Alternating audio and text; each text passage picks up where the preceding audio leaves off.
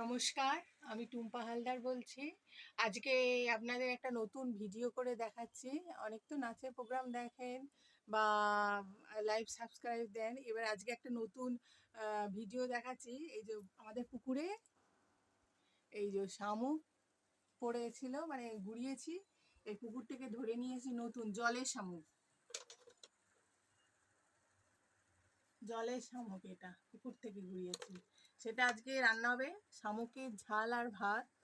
হ্যাঁ, সেটা আগে মাংস যেমন রান্না করেন, প্রথমে গরম জল দিয়ে সেদ্ধ করে নিতে হবে।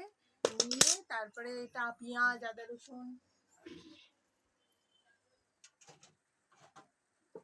গরম জল দিয়ে প্রথমে ঢেলে দিলাম। এটা সেদ্ধ করে ছাড়িয়ে নিতে হবে। সেদ্ধ করে ছাড়িয়ে নিয়ে যেমন আপনারা মাংস রান্না করেন, পেঁয়াজ আদা রসুন